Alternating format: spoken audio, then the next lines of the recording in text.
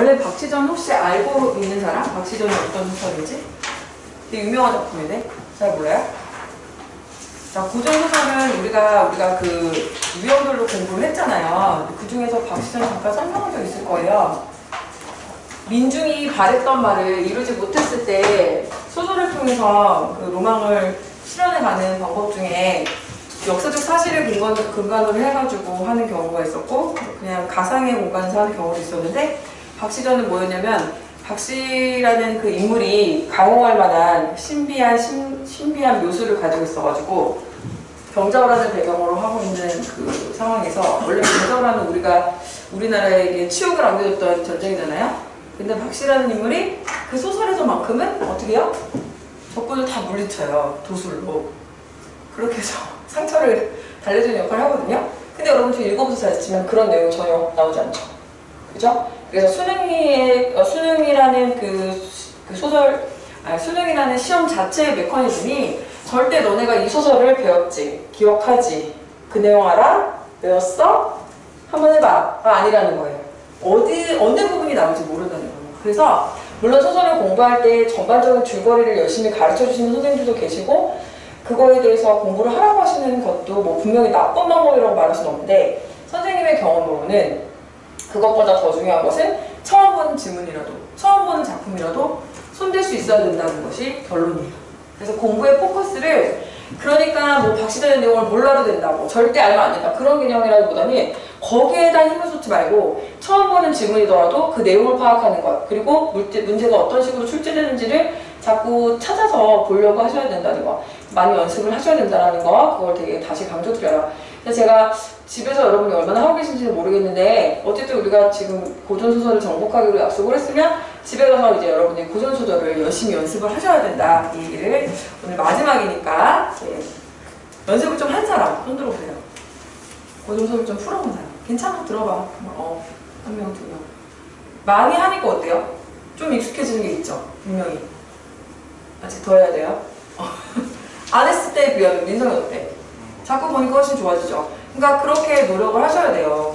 알겠죠? 이런 날이 그렇게 자주 오지 않아요. 왜냐면 선생님이 너네들이 느끼겠지만 이제 이러다가 고2 되면 바로 이제 1학기의 문학인데 대부분 다 1학기 문학인데 문학계에 미친 듯이 작품이 쏟아져 나오거든요. 그럼 어떤 학교도 이거를 체계적으로 가르쳐주지 않아요.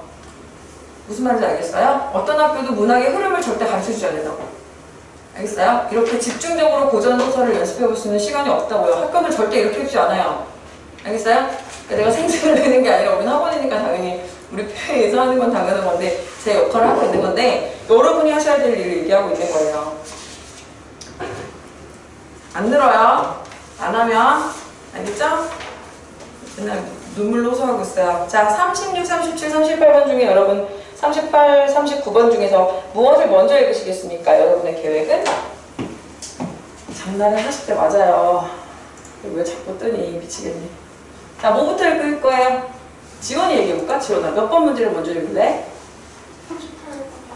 38번. 그쵸? 잘하셨어요. 38번 먼저 읽어요. 그래서 어떻게 돼요? 힌트가 되는 거를 찾도록 하겠습니다. 보기를 바탕으로, 자, 이 전형적인 구조, 보기를 바탕으로 감상을 해라. 즉, 기준을 주겠다. 내 마음대로 하는 게 아니라 그러면 얘는 선지가 어떻게 구성된다?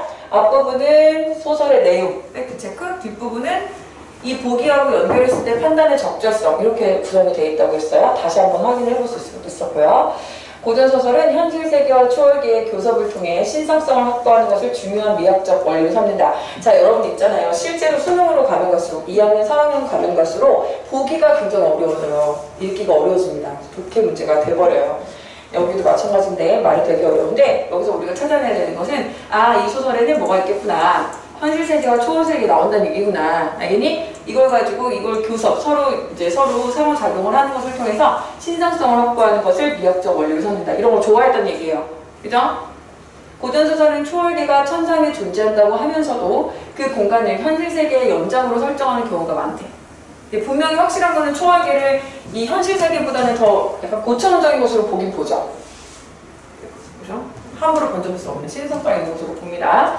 자, 초월계를 현실 세계보다 상위 공간으로 인식하는 것은 밑줄 수직적 사고의 소설입니다.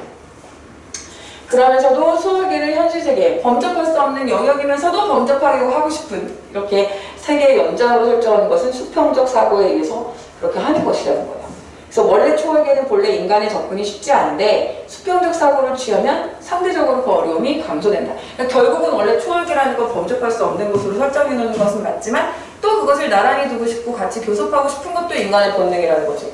그래서 그렇게 하다 보면 원래 어렵지만 수평적 사고를 취하면 어려움이 상대적으로 감소된다. 박시전은 드디어 일반적 이론을 설명하고 박시전에 이걸 적용해 볼 거예요. 현실 세계와 초월계의 성격을 동시에 지니는 공간으로 금강산을 설정했대. 자, 그럼 여기 뭐가 나오겠니? 금강산 나오겠지. 그죠? 여러분 이 문제 풀어보셔서 아시겠지만 네가 박시전의 전체 줄거리를 아느냐?를 궁금해하지 않아요. 너 이 텍스트 읽었지? 이 텍스트에서 이거 적용시켜서 그 의미를 해석해봐. 파악해봐. 독해력 중심면. 아시겠죠? 많이 연습해보시면 좋겠습니다. 그곳에서 천상존재인 박처사와 정보를 주고 있네요. 천상존재인 박처사. 의 딸 박씨. 현실 세계의 존재인 이십에게 혼인이 이루어지게 함으로써 수질적 사고를 수평적 사고 속에 아우르고 있다. 동시에 그것이 드러난다. 그러면 작품 하나하나에 담겨있는 수직적 사고와 수평적 사고를 해석하라는 문제가 밑에 나오겠네요. 됐어요? 그 다음에 또 눈여겨볼 것이 뭡니까? 또 나왔네요. 또 나왔죠. 네, 한자성어 문제 그때그때 정리해 놓으시라고 말씀드렸습니다. 자, 그럼 이제 먼저 본문으로 가보겠습니다. 이제 뭐 하도 해가지고 여러분들이 아이고야 제가 좀 뭐하는 거지? 제가 미쳤나봐요. 혼자 잘못 건드려가지고 어디가 있나요? 무명전 몇 페이지였죠? 알려주면 안 돼요?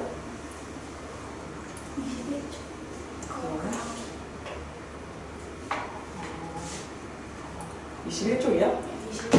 20쪽이요? 처음 시작이 20쪽이야? 네. 너무 창피해요 사실. 왜 이렇게 뭐 허점이 있을까요 저는? 그게 매력이죠? 철도 아니 왜냐면 되게 차갑고 철두철미하게 생겼잖아. 아니에요? 저 처음 인상 보면은 되게 그렇게 봐요. 완벽주의자. 선을 탁탁 긋고 그럴 사람으로 보인다. 그러나 알고 보면 허당이다 이런 얘기를 많이 들었어요. 자, 인물 나왔어요. 처사 동그라미 치세요. 인물이 나왔잖아요. 그러면 자, 말했다. 대화 정말 중요하죠? 이제 이런 얘기 안 해도 되죠? 줄거리를 파악해야 된다. 장면 단위를 읽어야 된다. 줄거리 속에 들어있는 인물 중심으로 해야 된다. 인물 어떤 사건이 일어났는지 파악해야 된다. 왜 그런지 말 안 해도 되죠? 줄거리를 통해서 주제를 구현하기 때문에 그렇습니다. 제가 한 달을 두었으나 16세가 되도록 혼처를 정하지 못해. 니네보다 나이가 한 살 어린데요? 그죠? 혼처를 정해야 된다 이거봐요. 다행히 존문에 이르러 아드님을 보니 마음에 드는지라. 여식은 용렬하고 재주가 없으나 존문에 용납될 만하니 외람하거나 혼인을 정하면 어떠하오니까 되게 말이 어렵지만 한마디로 뭐야? 결혼하자. 아니니? 그지? 존문은 뭐예요?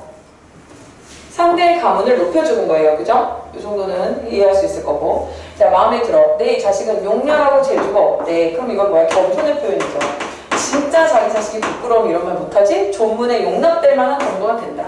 내 자식 뭐 그렇게 내세울 건 없지만 이 가문에 뭐 크게 뒤처지지 않는다.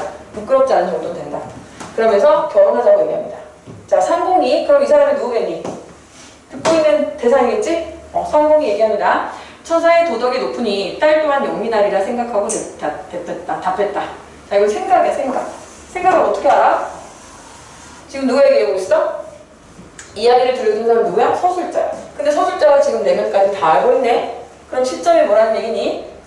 정시작자. 생각을 다 알고 있어. 존계는 선인이요. 나는 속세 사람이다. 정보가 다 나오고 있습니다. 상공이라는 사람이 처자에게 말을 했어요. 대답을 해준 거죠. 존계. 이것도 뭐야? 존을 계속 붙이네. 이 소설은. 객인데 손님인데 존. 당신은 선인이요. 아, 천상의 사람이요.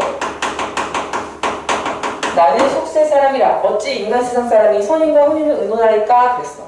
약간 좀 어울려도 될까요? 우리가 선상계 분이신데 괜찮을까요? 라고 얘기를 합니다. 처사가 답해요. 자, 이제 잘 봐야 돼요. 상공은, 자, 상공이 누가 이 사람? 아국의 재상이래. 오, 높아. 제일 높아. 나는 2,000원 인물이다. 나는 비록 천상계의 인물이지만 별거 없고. 당신은 인간계의 사람이지만 거슬이 높지 않냐. 그러니까 미천한 인물이 귀덕에 청혼함이 극히 불가하오나 버리시지 아니하오면 천이 없을까 하나이다. 그러니까 뭐야? 굉장히 서로 겸손하게 얘기하고 있죠.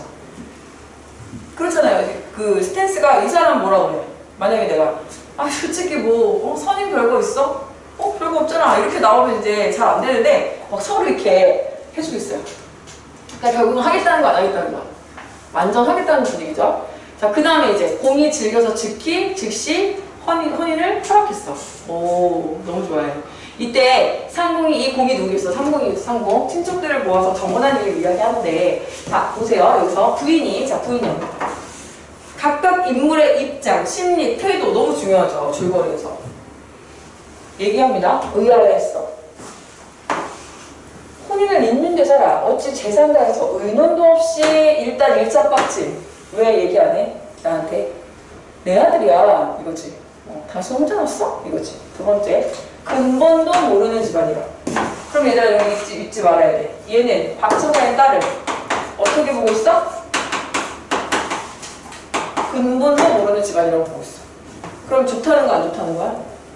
안 좋다는 거야. 의논을 안 한 것도 열받지만 기본적으로 뭐야? 경솔하게 막 나가요. 생각이 있어서 다시? 근본도 모르는 집안이랑 나랑 의논도 없이 지금 뭐 하는 거야? 하고 의논이 불문하자 공이 말했어. 자, 이때 공. 여러분 잘 잊지 마세요. 이것은 작가가 자신의 주제의식을 형성하기 위해서 일부러 설정해 놓은 줄거예요. 맞죠? 이런 인물, 이런 갈등, 이런 대사 이런 거 다 작가가 하나하나 다 설정한 거라고. 자, 여기서 만약에 공이 여보 미안하오. 당장 가서 취소하겠어. 이러면 안 되는 겨. 그러니까 뭐라 그래? 내 들으니 처사의 딸이 제 덕을 겸비했다 하기에 자, 이 사람이 처사의 딸을 며느리감으로 인정한 이유는 뭐예요? 제 덕을 모르고 덕도 있고 재주도 있어. 차설하는 건 뭐야? 그거 그렇고 바이더웨이라고 했어요. 그럼 이제 일단 장면이 끊어는 거야. 얘기가 바뀌는 거죠? 장면 단위로 끊으라고 그랬어? 장면이 바뀌었어요. 이때 혼날이 임박했어. 혼구를 찬란하게 차려 하인들을 거느리고 금강산, 우리 아까 거기에서 봤잖아? 이 금강산이 뭐였어? 천상계와 인간계가 어떤 교섭을 하는, 어떤 혼재하는, 공통적으로 만날 수 있는 어떤 그런 공간이라고 했잖아요? 거기가 두 개가 하합되는, 혼인하기 딱 좋은 그런 공간이 있네요. 공은 위풍이 당당하고 시백은 풍채가 빛났어. 이런 경사의 친척과 하인들이 웃지 않을 수 없고 조정에서도 논박이 그치지 않다. 한마디로 굉장히 핫했다는 얘기야. 나라 안에서 이 결혼을 모르는 자들이 없었고 관심이 들어. 탑스타의 결혼이라고나 할까? 그런 거지. 여러 날 만에 금강산을 찾아가면 얘들아 금강산인데 15분 만에 도착하면 좀 어울려 안 어울려? 안 어울려. 신성성, 그지? 천상계와 만나는 곳이야. 그러니까 막 쉽지 않아. 화려하게 떠나서 힘들게 도착해. 풍경도 좋거니와 때마침 삼촌이라 조심해야 되고 삼촌이에요. 저거 잘못 썼어요. 삼촌이에요? 너무 창피해요. 삼촌 뭐예요? 봄이라고요. 봄. 자, 잘 보세요. 이건 현대소설이나 현대 문학에서도 적용이 됩니다만 고전소설, 고전 시가에서는 특히 두드러지는 게 뭐냐면 인물의 심정, 정서, 태도 이런 것들이 자연물과의 어떻게 조음이 뭐야? 서로 어울리는 뜻이야. 그런 현상이 정말 많이 일어나죠. 자연물을 통해서 얘기하고 자연물과 대비해서 이야기하고 자연물에 이입해서 얘기하고 이런 걸 되게 많이 하고 즐겨요. 여기서 분위기 여러분 찾으셨는지 모르겠는데 자, 일단 처음에 출발은 어땠어? 상쾌했어, 그치? 신났어 지금? 신났지? 그래가지고 처음에는 좌우산천을 바라보니 얘들아 이런 것도 봐봐요. 표가 없는데 말만 되게 어렵지. 한마디로 뭐야 지금? 신났어. 각색각초가 막 만만하고 봉적, 봉치마로 봉침, 양봉 뭐야? 벌, 적, 나비. 알겠어요? 나비. 벌과 나비는 펄펄 날아서 꽃을 보고 춤을 추고 수양버들은 늘어져 있는데 황금 같은 꾀꼬리는 한우성이 더욱 좋자. 벗을 반기는 소리니까 한마디로 꾀꼬리꾀꼬리 하고 있다는 얘기예요. 느낌 어때요? 분위기 어때요? 플러스예요, 마이너스예요? 신났죠. 우리 그런 거 있어요. 우리도 일상생활에서 가만히 생각해봐봐. 내가 지금 기쁜 일이 있고 좋은 일이 있어. 그럴 때 동네 꼬마들이 막 떠들고 장난을 치다가 나한테 공을 던져가지고 내가 한 대 맞았어. 근데 내가 지금 오늘 기분 좋아. 100점 맞았고 연달아 지금 3일째 계속 100점 맞고 있어. 맞으면 어때? 귀엽지? 귀엽잖아 솔직히. 아니 이 녀석들 이렇게 되잖아. 근데 연타로 지금 최악이야 최악. 5등급 뜨게 생겼어 5등급. 한 대 맞았어. 욕 나와. 똑같은 아 그렇지 않아? 똑같은 상황이어도. 그러니까 지금 여기서 얘네들이 이렇게 막 긍정적으로 느껴지는 이유는 진짜 신난 거야. 알겠니? 흥이 돋아있어. 흥이 막 업됐어. 왜? 원하는 혼인을 하러 가는 길이니까 얼마나 신나겠어요. 그렇죠? 자 그런데 이제 점점 보세요. 쌓여집니다 분위기가. 자 경치를 구경하면 점점 들어가니 사람의 발자취가 없는지라. 하는 수 없이 주점을 찾아 쉬고 이튿날 다시 발행하여 출발하여 산곡으로 들어가니 밑줄 인적은 고요하니 드물어. 이제 어떻게 돼? 점점 싸가지. 분위기가 묘하다고 싸하다고. 그러니까 어떻게 돼? 자 칭하면 칭칭하여 병풍을 둘러친 듯 시냇물은 잔잔하여 남청을 부르는 듯 비죽새는 자 어떻게 바뀌었어요? 새가 꾀꼴꾀꼴해서 비죽새는 슬피 울어 허황한 일을 비하하고 두견성은 철행하여 시계를 부르더라. 얘들아 이거 정말 되게 어려운 거 다 인정. 다 인정? 확실한 건 얘들아 있잖아. 여기서 슬피 운다 정도는 알잖아. 니네가 허황하다는 건 알잖아. 그치? 철행하다는 건 알잖아. 다른 거 다 어렵고 무슨 생인지 뭐가 중요해 여기서 이게. 알겠니? 그래서 지금 어떻게 된 거야 심정이? 흥이 업 하다가 분위기가 맞니? 뭔가 분위기라지. 공이 자기가 한 일을 돌아본 즉 도리어 허탄한지라 후에 막급이야. 왜 아무도 없지? 이렇게 되는 거야. 알겠니? 뭐지? 뭐야? 봐봐 니네가 만약에 결혼식을 갔어. 근데 갔더니 사람이 한 명도 없는 거야. 내 결혼식인데 어떡해? 되게 무섭지? 남자도 없어 남편도 없어 지금. 어떡해 시댁 식구 아무도 없어. 이런 거랑 똑같은 거야. 어찌할 바를 몰라 방황하다가 날이 저물어 다시 주점에서 쉬고 다음날 산곡으로 들어오니 어떡하면 좋아? 심산궁곡에 깊은 산 골짜기가 어떻다는 거야? 아주 깊다는 거야. 알겠니? 갈 길이 끊어졌어. 그 다음에 물을 곳이 있어 없어? 물을 곳도 전혀 없어. 뭘 물어봐요. 너무 답답할 거 아니야. 이렇게 먼 길을 며칠을 걸려서 여기 깊은 산골에 와 있는데 아무도 없고 인적도 다 끊겼고 길도 끊겼어. 너희들이 이 상황에 놓여있다고 생각해봐. 암담하지. 어떻게 해야 될지 모르겠지. 물을 데도 없어. 그러다가 이제 볼게요. 누가 나타나? 드디어 길 위에서 방황하다가 바위 위에서 노송을 의지하고 앉아 허황함을 자탄하더니 막 스스로 탄식하고 있었더니 호련한 자 우연히 갑자기 문득 우연히 뭐 이런 뜻이거든요. 너무 중요해. 왜냐면 이거 뭐냐면은 고전소설의 어떤 우연성을 드러내주는 그런 표지예요. 거의 호련 갑자기 이런 얘기야. 산곡에서 노랫소리 그 인적이 하나도 없었는데 산곡에서 노랫소리가 나면 초록 나무하는 애 풀 베는 애 이런 애 어린애가 막 내려와. 수사면이 막 떼져 내려와. 반가워 얘들아 길 좀 묻자고 알았어. 초동이 앞에 딱 들어보자. 이곳은 군감산이요. 이 길은 박초사가 물어봤었는데 물어봤나? 여기서? 박처사가 살던 터로 통하는 길이었네? 우리 지금 박처사 살던 곳에서 내려오고 있었어요. 이렇게 얘기했어. 공이 이제 막 박처사라고 했니? 이러면서 처사는 지금 집에 계시더냐? 이랬더니 뭐라 그래? 옛 노인이 말하기를 수백 년 전에 여기에서 어떤 사람이 나무를 얽어 집을 짓고 열매를 맺으며 칭을 박처사라고 살았대요. 몇 년 전에? 수백 년. 나 처음에는 분명히 결혼하기로 했는데 수백 년 전에 살았대. 지금은 박처사가 산다는 말은 금시초문입니다. 라고 이렇게. 공이 이 말을 듣자 정신이 더욱 가득하다. 이게 뭐지? 귀신이 홀린 건가? 처자가 그곳에서 살던 때는 몇 해나 되었나요? 라고 물어보니까 미소를 지으며 라고 중요하죠? 웃으면서 대답한 거야. 걔서 산 지가 400년이나 하더이다. 그랬어. 몇백 년 전에 400년을 살던 박처사랑 결혼하기로 한 거야 내가. 지금 현타 오는 거죠. 한번대로 현타가 왔어. 자 이제 다시 물어도 대답하지 않고 가거늘 공이 더욱 막막하여 하늘을 바라 크게 웃으며 차탄했다. 자 여기서 크게 웃으며 조심해야 돼요. 이거 웃는 거 뭐예요? 좋아서 웃는 거예요? 뭐예요? 하도 기가 차서 웃는 거죠. 우리가 88점을 맞으면 슬프지만 63점을 맞아버리면 어이가 없죠. 웃음이 어이가 없어서 웃음이 나잖아요. 얘도 그런 거야. 너무 기가 막혀가지고 뭐? 몇 배는? 3개월 전까지 사셨다는데 이러면은 막 3개월 전 이런데 막 400년 전에 살았다고 해버리니까 그냥 어이가 없는 거죠. 세상엔 허무한 일도 많구나 이러면서. 이미 지나간 일이라 하는 수 없이 주점에 돌아와 먹을새 11기 부친을 위로했다. 자 선생님이 분명히 누가 누구에게 어떻게 말하고 있냐가 되게 중요하다고 했는데 시백이 아버지에게 뭐란 말이야? 여러분 같으면 어떨 것 같아요?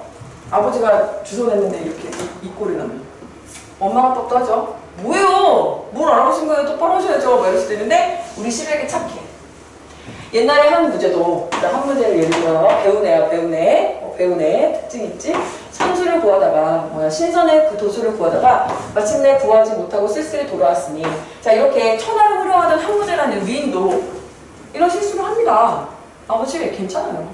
아버지도 그럴 수 있습니다. 라고 얘기해 주면 후회하지 말래. 돌아가면도 갖지 못하오이다. 공이 웃으며 말했다. 이 말 이미 지나간 일이다. 그저 돌아가도 남에게 웃음을 면치 못할 것이오. 돌아가지 않은진 허황함이 마치 돌아갈 수도 없고 그지? 안 돌아갈 수도 없고 이런 거죠. 돌아가면 이제 망신을 당하는 거고 그렇다고 안 돌아가면 여기서 뭐 어떻게 할 거야. 그지? 400년 전에 살았던 사람을 내일은 곧 전한 날이니 부득이 내일만 찾아보리라 했어요. 저렇게 이제 마지막 여지를 주는 거죠. 우리 드라마도 보면 꼭 그렇게 되어 있잖아요. 오늘만 기다리겠다. 그지? 딱 3시간만 기다리겠다. 이러면 그 안에 꼭 나타나요. 자, 전환날이라는 건 여러분이 모르셔도 되는데 여기 보면 혼례의 어떤 과정 중에 하나예요. 그냥 그 정도만 알아두시면 됩니다. 이렇게 표시가 되어 있는 건 선생님이 말했어요. 꼭 외워야 되는 어휘가 아니에요. 이런 거는. 보통 주어집니다. 이걸 다 못 외워요. 알겠죠? 자, 이튿날 노복을 데리고 노복은 알아두겠어. 노복이 뭐했어? 노비야 다시기를 재촉하여 반일토록 산중을 왕래하여 찾더라. 반일 동안 산중을 왔다 갔다 하면서 찾았다는 거야. 그날 오후에 한 사람이 갈건 야복으로 죽장을 짚고 배구선으로 얼굴을 가리고 이 사람 누구여야 되니? 스토리상 박초사였지. 여기 이때도 안 나타나면 이 소설은 왜 썼는지 모르는 소설이 되는 거야. 박초사가 드디어 나타납니다. 죽장을 짚고 배구선이라는 거는 이거 깃털로 만든 묘화죠. 이게 신선이에요. 신선이라 이런 거 드는 거예요. 신선은 깃털을 되게 좋아해요. 깃털로 만든 이런 우개지르는 거 들어봤어요? 우개지르? 깃털로 만든 이런 수레. 신선이 타고 다니는 수레예요. 깃털로 만드는 거 좋아합니다. 유이 산속에서 내려오기 반갑기도 그쳤다. 일행이 고대하던 중 내려오는 모습을 보고 너무 반가워 눈을 씻고 다시 보니 박사가 반가웠어. 그럼 얘들아 있잖아. 400년 전에 살았고 막 이런 설정을 하는 이유는 뭐니? 뭘 강조하려는 거니? 얘의 신성성. 얘가 보통 인물이 아니라는 거, 일반적인 사람이 아니라는 걸 강조하려고 하는 거겠죠? 의도적 정치겠죠? 그거 극적이죠, 되게. 근데 봐봐, 선생님이 아까 얘기했던 박씨는 아직 나오지도 않았어. 박씨전. 그치? 어디를 낼지 모르는 거야. 그러니까 내가 이 작품에 대해서 전반적으로 다 알고 있다고 해도 이 부분은 알지도 못할 거라고. 알겠죠? 그냥 읽을 수 있어야 되는 거예요. 자, 38번부터 해결하고 가겠습니다. 자, 1번. 부인이 상궁의 결혼을 수긍하지 못하는 것은 수직적 사고의 결과이고, 자, 그럼 수직적 사고가 뭐라고? 어떻게 감히 인간 세상의 사람이, 현실 세계의 사람이, 천상 세계의 사람과 연결됩니까? 이런 사고 아니에요? 그래서 반대했어요? 아니, 오히려 반대야. 개무시했어. 근본도 모르는 집안이랑 무슨 혼인을 합니까? 그랬어. 자, 박씨와 이시백의 혼인 장소로 금강산을 설정한 것은 신성성을 확보하려는 의도를 드러낸 것이군. 어때요? 맞죠? 네, 이거는 틀렸고. 그 다음, 상공이 받쳐자를 쉽게 찾지 못하도록 한 구도에서. 그치? 아무나 못 찾게 한 거.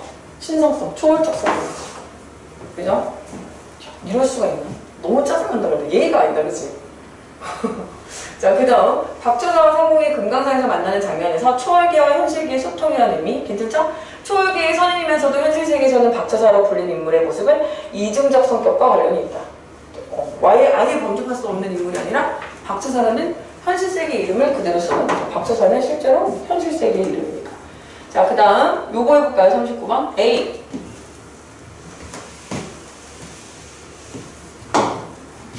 아니다, 36, 37 하고 가야겠다. 할 말 있으니까. 자, 36. 윗글을 미뤄 알 수 있는 것, 결국 내용 파악할 수 있는 얘기잖아요. 박초사가 혼인을 청한 것은 상공의 인품이에요. 인품이라고 그랬어? 아니, 내세울 게 뭐였어, 걔는? 유재상. 완전 높아. 마음에 들어. 이랬잖아. 그치? 상공의 사람 보는 눈은 평범한 사람과 다르다. 여기서 평범한 사람이라 하면 누구였니? 부인. 그치? 나머지 친척들. 그 사람들은 다 안 된다고 했잖아. 왜 그러냐고. 근데 혼자 뭐라고 했어? 박씨는 보통 사람이 아니다. 이러면서 박씨를 며느리로 맡고 싶어 했어. 상공의 부인은 박초사의 딸의 재주를 의심했어요? 언제? 그런 거 아니야? 그냥 근본 없는 집안이다. 그 다음 초동은 길을 내려고 있는 상봉 이름을 치근하게 생각했어요? 미소를 지으며 라고 얘기했어요. 그치? 틀렸어. 20액은 부인의 성급한 혼인 결정을 못마땅하게 하고 있어요. 아버지 누구나 그럴 수 있습니다. 괜찮습니다. I'm okay. 그러죠? 4번 몇 번이에요? 2번이에요. 자, 37번 기억에서 미음에 대한 이해로 기억. 자, 기억은 뭐였냐면 상봉은 악역의 세상이요 나는 미천한 인물이라 그 부분을 보시면 정원 자리의 분위기를 드러내 겸양을 보여주고 있죠? 겸양이 뭐야? 겸손. 겸손한 미덕을 보여주면서 서로. 그 다음 니은 혼인은 일륜대사라 뭐 그 부분 한문의 구절을 끌어와서 인물이 자기 생각의 정당성을 드러내게 한다. 뭐야? 한문 구절 뭐였어? 일륜대사. 일륜의 대사인데 근거지? 함부로 결정해서는 안 되는 거잖아. 제일 큰 일인데 이런 의미예요. 근거로 쓰고 있어요. 디귿. 자, 시선의 이동에 따라 경치를 묘사해서 마치 진짜 둘러보는 것 같이 묘사하고 있죠? 내가 보고 있는 것 같죠? 그 다음 리을. 배경을 시청각적으로 묘사해서 인물의 심리를 드러내고 있습니다. 시청각 시. 층층하여 병풍을 둘러친 것 같고 그 다음 비죽새, 두경성, 처량하게 울고 있죠? 청각. 맞죠? 심리를 잘 드러내고 있습니다. 그 다음에 5번 대화 속에서 고사를 인용하여까지는 맞죠? 한무제에게 있었던 일을 인용했어요. 쓸쓸한 상황을 지금 쓸쓸해요? 아니죠. 후회 막급, 막 자탄을 하는, 막 탄식을 하고 있는, 후회하고 있는 그런 사람의 마음을 위로하고 있는 거죠. 쓸쓸할 겨를이 어디 있습니까? 지금 정신 하나도 없지. 아, 외롭다. 박철서 보고 싶다 이거요? 아니에요. 자, 이제 마지막 한자성어 문제입니다. 한자성어 문제에서 여러분 A에 나타난 상봉의 상황과 가장 어울리는 거 찾을 건데요. 자, A는 뭐예요? 아까 돌아가기도 그렇고 돌아가지도 못해. 나아가지도 못하고 물러서지도 못하겠어. 이러지도 못하고 저러지도 못하는 거 뭐예요? 지원이 몇 번이니? 4번이요. 네, 4번. 진지한. 나아가진 물러설 못해. 둘 다 어렵다. 이러시죠. 그냥 양쪽 다 어려워. 자, 이왕시사는 뭐예요? 이미, 왕, 오다. 이미 온 일이야. 알겠니? 이미 일어난 일이란 뜻이에요. 알겠죠? 이미 일어난 일이란 이미. 아, 미안해. 이 오다가 아니라 가다. 가는 거. 갈 언제? 지나간 일이다. 이미 벌어진 일이다. 이런 일이죠.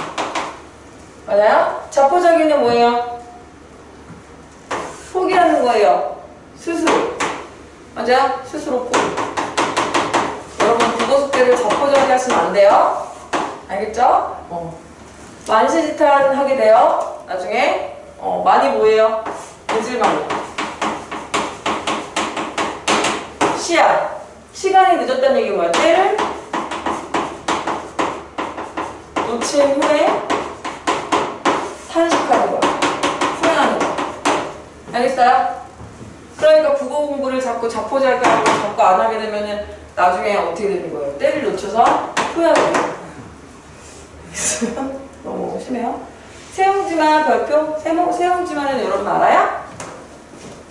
옹이 뭐예요? 옹은 노인이에요. 새는 변방이에요. 이거는 고사성어예요. 고사에서 비롯된 거예요. 변방에 있는 노인의 말이라는 뜻이에요. 무슨 내용인지 알아요? 무슨 뜻인지? 이게 뭐냐면은 인생은 어떻게 될지 모른다는 거예요. 어떻게 될지 모르기 때문에 일희일비하지 말라는 거예요. 좋은 일이 있다고 해서 막 너무 좋지에 돼 있지 말고 슬픈 일이 있다고 해서 절망할 필요가 없다는 얘기를 하는 거예요. 무슨 뜻이냐면 예전에 이 변방에 있는 이 노인에게 말이 한 필이 있었는데 그 말이 가출을 해요. 그 사람들이 막 걱정을 해줍니다.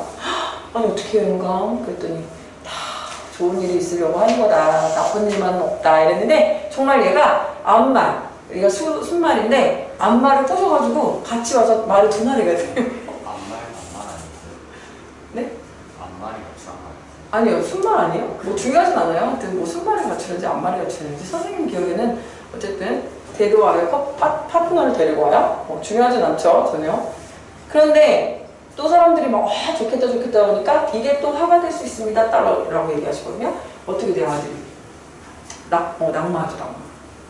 그래서 아이고 어떡합니까? 이게 또 좋은 일이 될 수도 있죠. 그랬는데 징용을 가게 됐어. 모든 애들이 징병을 하게 됐는데 얘가 다리가 다쳐가지고 아들은 착출되지 않았어.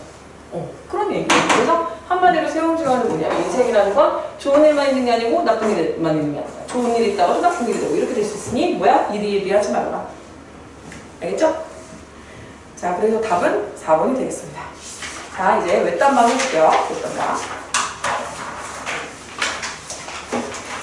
외딴방 하고 흐르는 물까지 푼 거죠, 지금. 맞아요? 자, 얘들아, 외딴방이라는 소설은 현대소설이에요, 현대소설. 그래서 여러분들이 이 소설 혹시 아는 사람 손 들어볼래? 원래 아는 사람. 처음 들어봐요. 어떤 내용인 것 같아요? 혜연아? 네? 어떤 내용인 것 같아요? 소설에 쓰게 된 계기? 소설을 쓰게 된 계기를 알려주는 소설 같아요? 많이 틀린 말은 아니에요. 그런 내용이 있어서 또 민성이 이게 뭐 어떤 주제를 가지고 있는 것 같아요? 어릴 때 힘든 심정을 나오고 그런 거. 어릴 때 힘든 심정을 말하고 있는 것 같아요. 또 민규야? 어떤 내용인 것 같아요? 네? 잘 모르겠어요? 태영아, 어떤 내용인 것 같니?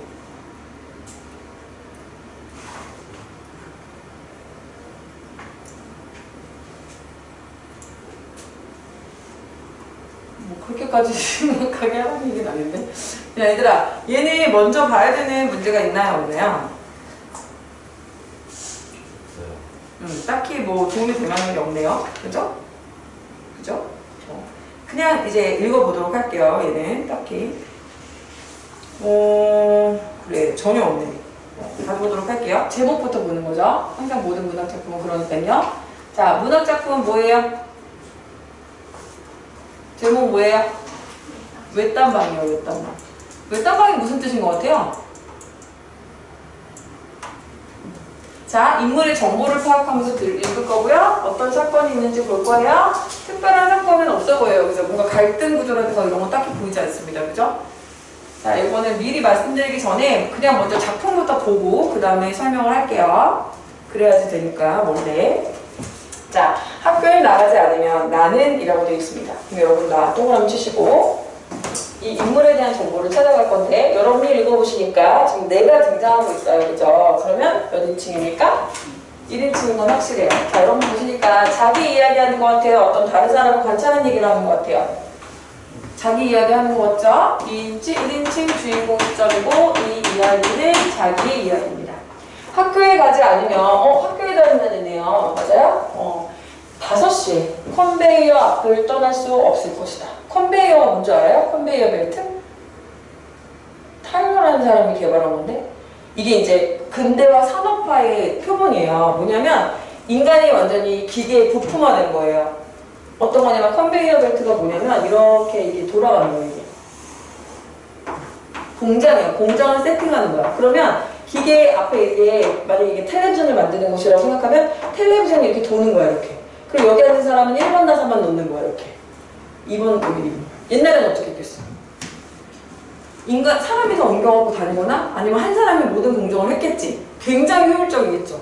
근데 효율적인 대신에 비인간적이죠. 생각해봐. 앉아가지고 하루 종일 1번 나사만 하는 거예요. 돌아오는 거. 그게 컨베이어 벨트예요. 확실한 건 얘가 컨베이어 앞을 떠날 수 없다는 표현을 쓰는 걸로 봐서는 컨베이어가 있는 공장에 다니고 있다는 걸 알 수 있어. 학교? 공장? 뭐지? 자, 선생님은 버스 정류장에서 내일은 꼭 학교에 나오라고 한다. 자, 선생님 인물 나왔어요. 표시하세요. 자, 우선 학교에 나와서 얘기하자. 선생님은 계속해서 학교에 나오라고. 버스에 올라탄 선생님이 나를 향해 손을 흔든다. 얘들아, 이분의 행동 보세요. 자, 이런 행동은 어떻게 하는 거야? 너희들한테 손 흔들어준 선생님 어떤 선생님? 아무 선생님은 손을 막 이렇게 버스에서 기다려가지고 애한테 자꾸 학교 나오라고 하면서 손 흔들어주지 않죠. 어떤 선생님이신 것 같아? 애정이 있으신 선생님이에요. 관심과 애정이 있는 선생님이죠. 되게 좋은 선생님을 만난대요. 자, 선생님 뒤로 공장 굴뚝이 울뚝불뚝하다. 처음으로 공장 속에서 사람을 만난 것 같다. 버스가 떠난 자리에 17배 주인공에 대한 정보가 나오겠습니다. 17, 이 부분에다. 우두커니 설 때. 선생님의 손길이 남아있는 내 어깨를 내 손으로 만져보며 자, 그럼 얘는 지금 어떤 감정일까? 선생님한테 어떤 마음일까? 고마움이 있겠지. 뭔가 나를 사람으로 대해주고 뭔가 나한테 정성과 사랑을 기울여주는 어떤 온기를 느꼈겠죠. 그러니까 만지는 거 아니야? 더러워. 그래서 만지는 거겠어? 온기를 느끼고 싶은 거지. 나를 사랑해주는 선생님. 다음날 교무실로 나를 부른 선생님 학교 갔네. 내게 반성문을 써오라고 했어. 왜 반성문을 써오라고 했어? 전체적인 내용을 봤을 때 얘 왜 반성문 써 지금? 학교 안 나와서 그런 거야, 그치? 학교 나와야 되는데 학교 안 나오면 얘네도 반성문 쓰지? 민규야, 집중하자. 하고 싶은 말을 다 써서 사후에 가져와봐 이랬어. 선생님이 나한테 미션을 주셨어. 반성문을 쓰기 위해 나는 학교와 문방구에 서서 대학 노트를 한 권 샀어. 지난날 노조 지부장은 우두. 노조는 어디 있는 거니? 노조 공장. 아까 공장이었잖아. 공장과 학교를 내가 병행해서 다녀야 되는 애라는 거를 지금 여러분들이 눈치를 채실 수 있어야 되죠. 인물에 대한 정보를. 자, 그때는 노조 지부장에게는 외사촌과 내가 나랑 같이 지내는 외사촌이 있네. 학교에 가야만 하는 이유를 막 적었다면 이제 선생님에게 학교에 가기 싫은 이유를 뭐라고 막 적고 있어. 어느 참에서 마음속의 이야기들이 왈칵 쏟아져 나온다. 자, 그럼 질문. 얘가 진짜 학교에 오기 싫은 거니? 그런 건 읽어보니까 그런 건 아닌 거 같죠. 그럼 뭐야? 학교에 올 상황이 아닌 거야. 그래서 얘도 울분이 막 생기는 거야. 나도 이러고 싶은 게 아닌데. 생각해봐, 니네 지금 학교만 가라고 그래도 뭐 힘들어하는데 공장을 다니면서 학교를 다닌다고 생각해봐. 이거는 남의 불행을 통해서 내 행복을 찾는 건 되게 비겁한 거긴 하지만 너희들이 지금 힘든 거 이해하거든? 힘든 거 이해하고 지치고 그렇긴 한데 만약에 인생을 바꿔 살 수 있다면 바꿔 살래? 너네 시리아 난민 어때? 시리아 난민, 전쟁 난민 괜찮아? 이번에 인도네시아에서 지금 코로나로 인해서 몇만 명이 죽어가지고 고아가 그렇게 생겼대요. 어떤 삶을 선택하시겠어요? 에어컨과 LED 조명 밑에서 그죠? 공부하고 괜찮지 않아? 그렇지 않아? 괜찮아. 이 정도 견딜 수 있어야지. 그치? 17회단은 쓰고 있어. 내가 생각한 도시생활이란 이런 것이 아니었으며 내가 생각한 학교생활도 이런 것이 아니었다라고 쓴대. 그럼 얘는 원래 도시에 살던 애가 아니네. 얘는 어디서 도시로 오는 거야. 그럼 여러분이 머리가 막 돌아오고 있어야 돼. 왜냐면 여러분들이 이제 웬만큼 그래도 국어공부를 조금 했던 사람들이고 소설에서 어떤 배경이 되는 것들이 막 연상이 돼야 돼요. 도시에서 살고 있지 않던 애가 농촌에서 도시로 오는 것은 어떤 사회적 변화겠어? 일제강점기겠어 이게? 전쟁이야? 아니지. 뭐겠어? 산업화 도시화 얘기를 하는 거야. 산업화 도시화 얘기를 아마 하게 될 겁니다. 나는 주산 놓기도 싫고 부기책도 싫으며 지금 오로지 마음속에 남동생 생각뿐으로 다시 그곳으로 돌아가서 그 애와 함께 살고 싶다고. 반성문의 노트 3분의 1은 되게 길어진대. 얘들아 생각해봐. 지금 이게 반성문의 내용이니? 막 토론을 하고 있는 거야. 막 한탄을 하면서 선생님한테 징징대고 있지. 어린 소녀라 그런 거예요. 이건 뭐냐면 너희들 이해가 잘 안 될 텐데 주산이랑 부기는 그 당시에 이제 여러분 상고 알아요? 상고? 상업고등학교? 그런 게 뭐냐면 지금이야 이런 거 다 컴퓨터로 처리하지만 옛날에는 주판을 놨던 거예요. 이렇게 2원 2원 나도 주선하고 다녔습니다. 3원 2원 알짜리 주산 그것도 배워요. 부기는 뭐냐면은 대차대조표 같은 거 배우는 거예요. 이 회사의 어떤 재무 상태 같은 것들을 표로 나타내는 거예요. 지금은 뭐 하지 않아요. 아무튼 그런 어떤 실기 위주의 나중에 취업에 유리하게끔 만들어주는 그런 산업체학교 이런 데인 것 같아. 일반 정상적인 인문고등학교는 아닌 것 같죠? 지금은 오로지 마음속에 남동생 생각뿐이면 다시 그곳은 어디겠니? 고향이겠지. 고향 어디? 농촌으로 다시 돌아가죠. 자, 어린 소녀가 농촌에서 도시로 와가지고 뭐하고 있어? 공장과 학업을 병행하고 있는 상황이야. 맞지? 응. 이 상황에 대해서 어떤 식으로 자기가 이야기를 풀어가는지를 보면 그게 주제가 되겠죠. 자, 근데 이런 좋은 선생님이 다 봤나? 반성문을 다 읽은 선생님이 뭐라 했어? 너 이게 반성문이야? 너 반성문이 뭔지 몰라? 이렇게 한 게 아니라 너 소설 써보는 게 어떻겠냐? 이렇게 얘기했어. 내게 떨어진 소설이라는 말 그때 처음 들었다. 소설을 써보라는 말. 얘들아, 그럼 이때 상황을 생각해봐. 이렇게 동촌에서 아무것도 없이 도시로 와가지고 고된 미래도 없고 고된 삶, 꿈도 없고 희망도 없는데 뭐가 딱 던져줬어? 소설. 선생님이 뭐라 그래? 야, 니까지 뭘 할 줄 알아? 야, 니 처지를 알아야지. 넌 빨리 대충 이거 나와가지고 어디 뭐 공장에도 취직을 하든 회사로 취직을 해야 될 거 아니야. 주선부기에 더 신경 써야지. 그런 현실적인 선생님들이 대부분일 텐데 이 선생님은 나한테 뭐야? 소설. 이것은 결국 어떻게 보면은 이렇게 현실적으로 어려움을 겪고 있는 소녀에게 꿈과 희망이죠, 이거는. 비전 아니에요, 비전. 그죠? 딱 주어진 거야. 자, 선생님이 이렇게 얘기해. 주선 놓기 싫으면 안 놓아도 좋다. 학교에만 나와. 내가 다른 선생님들에게 다 말해놓겠어. 뭐라든 네가 하고 싶은 걸 하거라. 대신 학교는 빠지지 말아야 돼. 와, 이 선생님 어떤 사람이야? 인물. 이 인물의 역할. 인물이 나한테 어떤 역할을 하고 있어요? 비전을 제시해주고 꿈을 제시해주고 다시 이렇게 세워주고 그런 선생님 아니에요? 나도 이런 선생님이고 싶다. 이런 선생님이었었어. 라고 얘기하고 싶다. 누군가는 그렇게 얘기해줘. 근데 이런 선생님 진짜 멋있지? 그러면서 내게 한 권의 책을 건네준다. 나도 너희한테 다 책을 한 권씩 건네줄까? 내가 요즘 최고로 잘 읽는 소설이다. 우와! 너네 아는 소설 나왔어. 뭐야? 난쟁이가 쏘아에 올린 작은 공이라고 쓰여있었다. 얘들아, 이거 중요해 안 중요해? 중요하겠지. 왜 중요해? 왜 이 소설일까? 그걸 생각해야지. 자, 얘들아 이거 실화야? 아니야? 소설이야? 물론 자전적 소설이긴 한데 이건 나중에 얘기하겠지만 소설은 기본적으로 꾸며낸 이야기야. 그러면 이 작가가 어떤 의도를 가지고 이 소설을 여기다 넣었을까 생각을 해야 되는 거죠. 지금 여러분 읽어보셔서 아시겠지만 그냥 선생님이 준 걸로 끝나는 게 아니라 제목이 뚜렷하게 나와있고 심지어 뒤에 필사하는 내용도 나와요. 그러니까 이 소설이 가지는 의미는 상당하다는 거죠, 사실은. 그럼 이 소설의 내용이 뭘까? 혹시 알아요? 이게 뭐예요, 이것도 역시? 상관없어. 도시아로 있어? 발생한 그치, 맞아. 어우, 멋있다. 도시 국민의 삶을 형상하고 있는 거야. 그 당시에 산업구조의 모순을 비판하려고 쓴 소설이란 말이에요. 누구랑 되게 닮아있어? 이 주인공, 나의 소주하고 되게 비슷하죠. 내가 겪는 이것과 굉장히 유사하죠. 자, 최영희 선생님. 아, 선생님 성함 나왔네요. 홍희.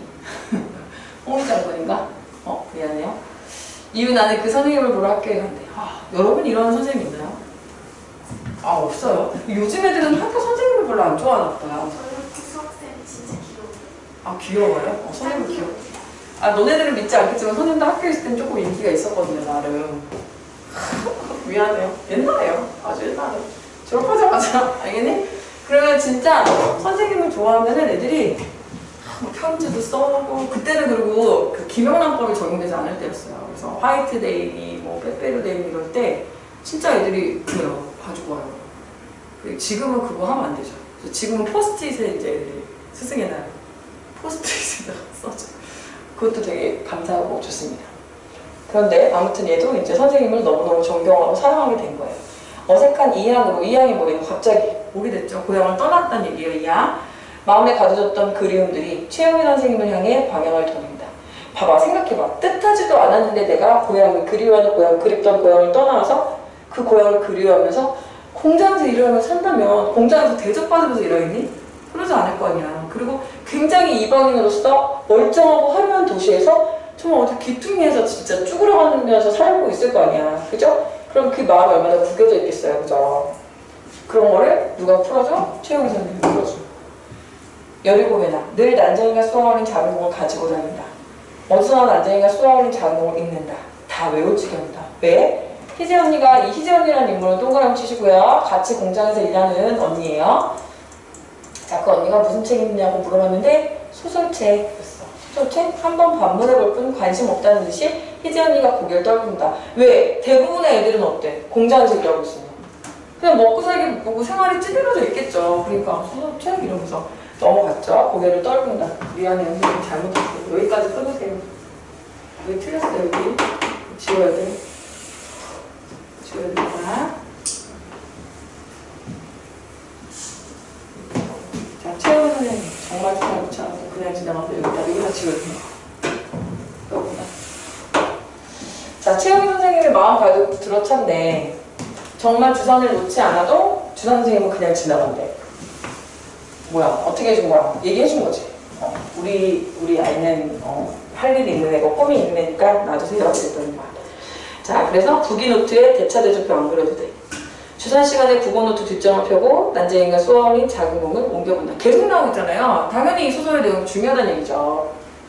자, 이게 구절이에요. 필사한 내용입니다. 사람들은 아버지를 난쟁이라고 불렀다. 사람들은 옳게 보았다. 아버지는 난쟁이였다.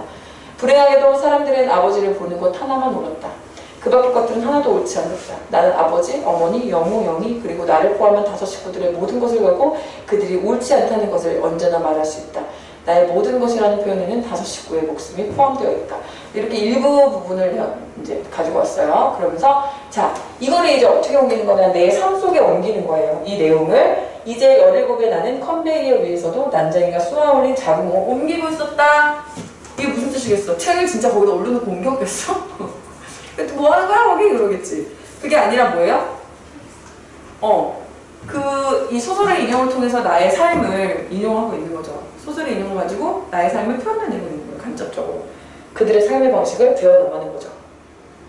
자, 또 옮겨요. 천국에 사는 사람들은 지옥을 생각할 필요가 없다고. 그러나 우리 5 식구들은 지옥에 살면서 천국을 생각했고. 자, 지옥이라는 건 뭐야? 도심 빈민의 삶이겠죠. 희망을 품었다는 얘기겠죠? 단 하루라도 천국을 생각해보지 않은 날이 없었다. 여기서의 천국은 그럼 뭐야? 빈민의 반대가 뭐예요? 부르주아. 자상 부르주아. 부자. 맞아요. 부자도 돼요. 하루하루의 생활이 지겨웠기 때문이다. 우리의 생활은 전쟁과도 같았다고. 우리는 그 전쟁에서 날마다 지기만 했다고. 그런데도 어머니는 모든 것을 잘 참았다고. 그가 소설책을 써보는 게 어떻겠냐는 말 대신 시를 써보는 게 어떻겠냐고 했으면 나는 시인을 꿈꿨을 것이다. 자, 그가 누구예요? 최영희 티처, 최영희 티처. 그 정도로 영향력이 큰 아주 훌륭한 선생님이라는 얘기죠. 그랬었다. 가슴이 선생님 여기서 이 부분에서 쿵 맞은 기분이었어. 꿈이 필요했어. 여러분도 마찬가지예요. 전 여러분이 꿈을 갖는 게 중요하다고 생각해요. 여러분 물론 부모님 잘 만나고 시대를 잘 타고나가지고 공장에 안 다녀도 되지만 꿈이 없는 삶이라는 건 행복하기가 어렵죠. 그죠? 먹고 살 걱정은 안 하고 살아도. 그죠? 그래서 여러분도 꿈을 키워왔으면 좋겠습니다. 자, 내가 학교에 가기 위해서 큰오빠의 가발을 담담하게 빗질하기 위해서 큰오빠의 가발이 뭐냐면 이건 참고인데요. 그 당시에는 모든 학생이 깎아머리를 해야 돼, 남자애들은. 상상이나 가세요. 지금 여러분 상상도 안 되죠? 무조건 머리를 다 밀어야 된다고. 그래서 옛날 어떤 일이 있어요? 이거 선생님 학교 다닐 때도 있었던 일이야. 보수적인 학교는. 테니스채 같은 거 있지, 배드민턴채 같은 거. 이렇게 되는 거 깎아. 상상이 돼요? 그 인권이라는 건 없었다고. 알겠니? 여학생들은 단발머리를 하는 학교가 있었어요. 우리 학교는 그러진 않았는데. 그리고 심지어 우리 학교 같은 경우는 단추가 떨어져도 적발도 있었어. 선도부가 잡았어. 근데 선도부 있니? 선도부 학생부 이런 거 있니? 이게 너무 옛날 얘기인가? 단추, 왜냐면 이거 품위, 학생의 품위를 손상했다는 거야. 그래서 나 옛날에 배 아픈 척하고 단추 떨어져가지고 이렇게 배를 짚으면서 들어가고 별 얘기도 안 했을 때 없이 모냥 빠지게. 뭔지 알겠니? 인격이라는 건 없었다고. 그래서 근데 오빠가 먹고는 살아야 되니까 대학생으로 위장을 해가지고 과외 같은 걸 해가지고 똑똑했나 봐, 오빠. 그렇게 먹고 살았대요. 그래서 어떻게 가발이 필요한 거야. 그 얘기예요, 이거는. 참고요, 참고. 공장굴뚝 연기를 잘 참아낼 수 있기 위해서. 자, 공장굴뚝의 연기는 뭐겠니? 지금 현실의 고달픔이겠죠. 힘든 삶 아니겠어요? 살아가기 위해서. 자, 소설은 그렇게 내게로 왔다. 그랬어. 내게로 왔대. 그거 뭐야? 이 사람 뭐가 된 거야? 소설가가 됐거든요, 나중에. 이거 실제로 신경숙의 자전수 소설이에요, 사실. 여기서는 몰라도 돼요. 이것까지는 모르셔도 다시 말하지만 이 소설에 대한 기본 이론이 전혀 없어도 풀 수 있어야 된다고요. 풀 수 있게 문제가 나오고요. 12월 중순이 지날 때까지 나는 한경준 선생님이 보내신 편지를 가방에 넣고 다녔다. 가끔 편지를 꺼내 전화는 오후 5시 30분 이후부터 9시까지 할 수 있습니다 라는 대목을 읽어보곤 했다. 자, 편지를 몇 번 꺼내 읽고 다시 넣고 하는 사이에 나도 모르게 전화번호를 다 외우고 있었다. 그러나 나는 끝내 전화하지 않았다. 못했다. 시간이 자꾸 올라 한경준 선생님이 학교에 왔으면 하는 기간인 12월 초와 중순을 지나갔다. 이제는 방학을 했겠구나 싶었을 때 가방에서 편지를 꺼내 서랍에 넣으면서 그 학교를 떠나온 횟수를 헤아려 봤다. 떠나온 지 13년이래. 이제 몇 년 됐니? 13년 됐으니까 30살 된 거야. 30살. 30살에. 그러니까 이거는 뭐야? 회상을 하고 있었던 거야. 그 이전의 장면들을 이제 성공했고 소설가로 이제는 그때의 일들이 나에게 객관화되어 있으려니 했다. 이건 무슨 뜻이냐면은 그러니까 17살에 나와 30살에 내가 그 과거를 돌아보면서 내가 어떻게 변화해왔고 어떻게 성장했는지를 쭉 회상하는 내용이에요. 그래서 성장소설의 성격을 갖고 있어요. 그죠? 그레스링으로 마음 먹었을 땐 나는 그 시절을 다 극복한 것부터 같았다. 그래서 그 시절에 대해서 할 수 있는 한 자세히 써보기로 했다. 그때의 기억을 복원시켜 내 말문을 틔워보고 내 인생의 폐문 앞에서 끊겨버린 내 발자국을 연결시켜줘 보기로. 그러니까 그때 나의 아무래도 굉장히 힘들었던 그 순간 고통스러운 시간을 어떻게 먼 훗날에서 그것을 극복해 가려고 하는 거라는 거죠. 알겠죠? 뭐냐면 이게 이 객관화라는 게 뭐냐면은 사실은 시간이 쭉 흘러서 주관적 어떤 감정을 배제하고 봐봐 17살에 나는 진짜 힘겨웠겠지. 너무 싫을 거 아니야. 매일매일 공장에 나가서 사는 것도 대접받지 못하고 존중받지 못하고 삶을 삶도 지겨웠을 거고 피곤해 죽겠는데 학교에 가야 돼서 학교에 가서도 원하지도 않는 주산이나 부기 같은 거나 배우고 있어야 되고 이런 게 다 싫었을 거야. 그런데 누가 그걸 극복하게 해줬어? 홍희쌤. 소설 한번 써보지 않겠니? 라는 나에게 꿈을 딱 던져주면서 했다는 거야. 그래서 시간이 흘러서 이때 이 어려움들을 객관적으로 볼 수 있을까? 이런 얘기죠. 그럴 수 있잖아요. 시간이 지나고 나면. 그 순간에 갇혀있을 때는 너무너무 힘들지만 선생님은 이제 경험해봤지. 니네 아직 경험 못해봤지. 선생님은 그 당시에는 그게 되게 예를 들면 이제 선생님이 19살 때 첫사랑 아주 호되겠다고 얘기했잖아. 그때는 있잖아. 하루하루가 숨을 쉴 수가 없을 정도로 너무 좋아했어 내가 진짜로. 그래가지고 책을 펴면 그 사람이 이렇게 매지가이처럼 올라온다는 경험을 진짜 해봤다니까 내가. 그리고 태어나서 여태까지 한 번도 경험해보지 않았는데 보는 순간 뒤에 후광이 비친다는 그게 무슨 느낌인지 얘를 통해서 내가 알았거든요. 결혼했어요 지금. 나도? 뭐 이런 거 아니야? 언젠가? 근데 봐봐 이걸 지금 이 순간에 시간이 흘러서 지금 객관화시켜보자는 거야. 이 마음이 정말 그렇게 심장이 터질 정도의 일이었나? 이렇게 내가 모든 것을 전폐하고 공부를 다 때려치고 얘를 좋아할 일이었나?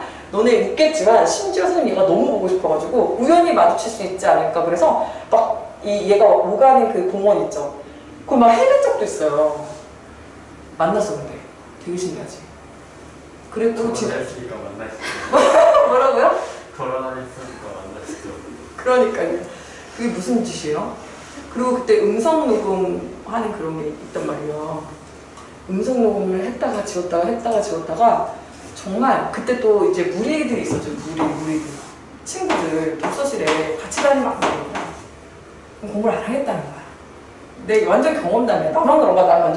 난 선생님 원래 친구들 영향을 되게 많이 받는 사람이어가지고 다녀서는 안 됐었는데 다니고 말았어 독서실에. 그래가지고 완전 절친인 친구랑 등을 맞추대고 이렇게 앉았단 말이야. 그럼 내가 한숨을 푹 쉬어. 그럼 얘가 왜 그래 신동아? 나와 이래. 나가지고 바람 쐬고 오자. 그렇게 바람을 쐬고 다녔어. 공부를 안 했다니까. 나도 내가 알아. 너네들이 어떤 원리로 이렇게 딴짓을 하고 그런지 너무 이해해. 그러다가 내가 이 친구 때문에 이제 걔를 첫사랑을 알게 된 거야. 이 치지도 않아. 4월 5일. 식목일이야, 식목일. 원래는 그 전까지는 공부만 했던 사람이야, 나도. 공부만 했다고. 공부 엄청 잘했고. 공부만 했다고. 그런데 얘가 자기 남자친구가 생겼다는 거야. 내 친구를 7년 동안 따라다니는 애랑 이제 드디어 사귀게 된 거야. 초등학교 때부터 좋아했던 애를. 근데 걔가 친구를 데리고 나온다는 거야. 근데 얘도 나를 데리고 나간 거지. 소개팅이 아니고 그냥 이제 야 같이 가자 그래서 그래도 내 남자친구 보여줄게 이렇게 된 거지. 나는 그때까지 완전 순진이었어. 그래갖고 남자애들은 친구로는 될 수 있지만 절대 사귈 수 있다는 생각을 해본 적도 없는 알겠니? 대학교 가도 나무젓가락으로 이렇게 손잡아야 되는 줄 알고 그랬던 애란 말이야. 자 근데 봐봐. 근데 얘를 너무 잘생긴 거야. 와 너무 깜짝 놀랐어. 혼자 물어볼 때야 저런 애는 날라릴 거야. 저런 애는 날라리고 바람둥일 거야. 안 돼 막 이랬어. 얼른 이제 막 독서실 가서 나 공부할게. 그 친구한테 막 들어서 공부한다고 했는데 연락이 오는 거야. 우리 떡볶이 먹으러 간대. 떡볶이 먹을 수도 있잖아. 그래가지고 막 나간 거야. 근데 갑자기 당구장을 간대. 포켓볼 알아? 포켓볼? 그때 엄청 유행했어. 막 카페처럼 차려놓은 되게 그런 포켓볼. 난 태어나서 그런 데 가본 적이 없는 애고 오락실도 깜깜해서 안 들어가던 애야. 어떤 애인지 알겠니? 진짜 선수 진짜 공부만 하던 애였거든? 근데 갔더라고 거기도 내가. 가더라고. 알겠니? 정신을 잃었었다고. 근데 막 그거를 지금 와서 생각을 해보면 내가 그렇게까지 빠질 일이었나? 객관화가 된다. 이해돼요? 진짜 심장이 터질 것 같았어. 내가 얘 때문에 그래서 결국은 보고 싶다고 남겼어. 근데 얘도 정신이 제정신이 아닌 게 얘네가 그 야자를 해야 되는 학교거든. 나온 거야. 얘네는 걸리면 골프채를 맞는 학교였는데 나왔어. 찾아왔더라고. 비를 먹고 몰라. 요 앞에서 뛰었는지 모르겠지만 막 뛰어왔더라고. 보고 싶다며 이러면서. 그럼 어떻게 했어? 원래 국어학원 있었는데 가야 돼 안 가야 돼? 안 갔지. 다 해봤다니까 얘들아. 해서 결론이 뭐야? 어느 날은 못 가고 물론 서울대 못 갔죠 결국은. 서울대 원래 학교에서 서울대 갈 수 있다고 얘기했는데 내가 안 갈 수 있다는 것도 보여줬지. 난 서울대?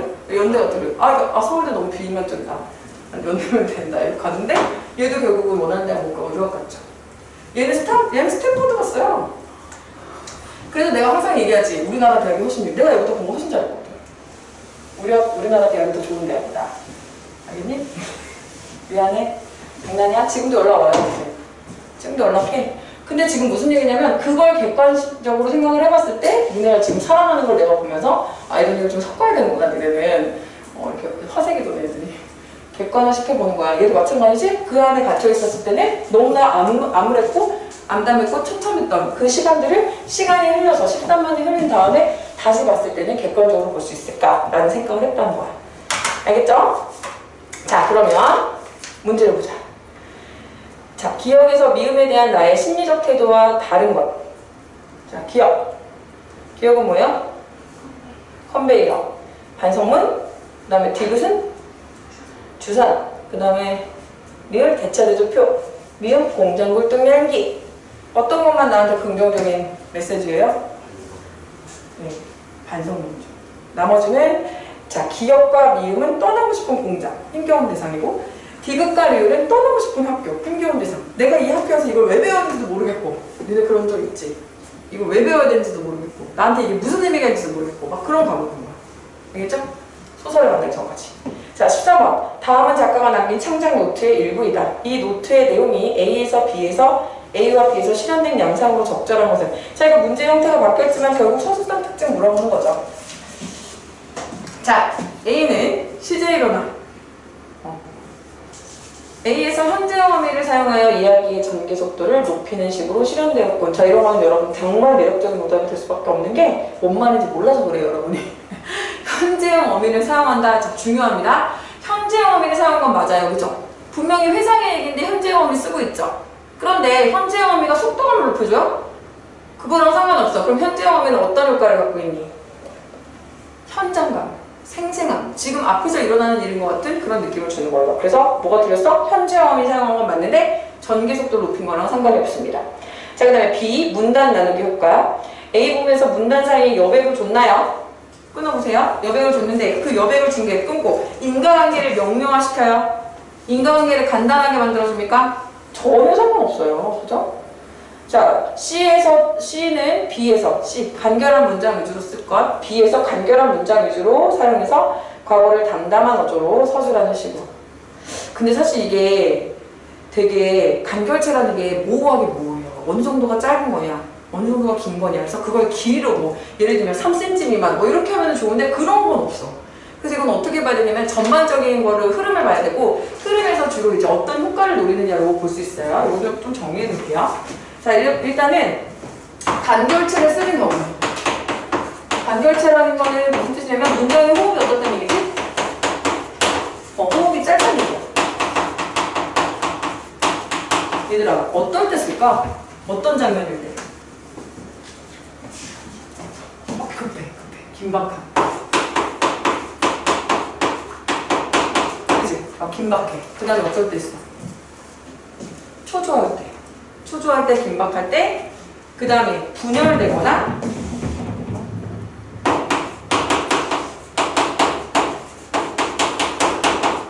분열된 심리. 어떻게 막 안절부절 못하고 초조해질 때 이런 식으로 쓴다는 거죠. 그 다음에 복잡하고.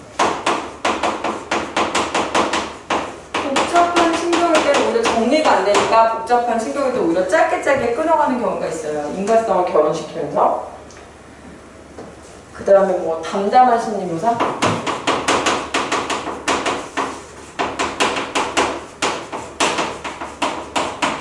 그가 떠났다. 이제 아무도 없다. 알겠지? 적막하면 오랜 내 친구다. 이렇게 끊어가는 거야. 근데 만약에 이게 길어지면 절대 담담하잖아. 나를 영원히 사랑할 것 같은 그가 어제 떠난 이후로 나는 식음을 정폐했고 아무것도 먹을 수가 없었다. 힘은 점점 빠져나오고. 어때? 담담하지가 않지? 그가 떠났다. 아무것도 할 수 없다. 무슨 말인지 알겠어요? 이런 느낌이에요. 그리고 여기서 간결한 문장을 썼어요? 맞아요? 그래서 담담한 느낌을 줬나요? 맞는 말이죠. 4번 3번이에요. 좀 문제가 어려웠네요. 자, D. 나를 부르는 방식에 변화를 줬어요. 17세의 나라고 했어요. 그죠? 서술자와 스스로를 가리키는 방식을 다르게 했어요. 내적 분열이에요? 아니죠. 그냥 당시의 나의 처지를 강조해주는 거예요. 나 그때 17세였어. 라는 걸 강조하는 거죠. 그 다음에 이 대화보다는 심리묘사 위주다. 자, B 부분에서 심리묘사가 많아요? B. 심리묘사예요? 어때요? 심리묘사. 최소화했어요? 사건의 긴장감을 고조했어요? 긴장감이 있어요? 전혀 아니죠. 내 얘기를 담담하게 쓰고 있어요. 그래서 긴장감 고조 틀렸습니다. 자, C에 대한 설명. C는 뭐냐? C 부분. 이거 난소공 필사하는 내용. 나의 고단한 생활을 간접적으로 보여주죠. 누구의 삶을 통해서? 난소공의 주인공의 삶을 통해서. 내가 소설 쓰기를 배워가는 과정이죠. 받아 적어가면서 필사하면서 배웠대요. 내가 창작의 어려움을 깨달아가는 거거든요. 전혀 창작하고 있지 않아요, 여기. 3번이 답이에요. 내가 소설을 옮겨 적으면서 스스로 위안하는 모습이죠. 그죠? 이들의 삶 속에서 배워가면서 공감을 하면서 위로받으면서.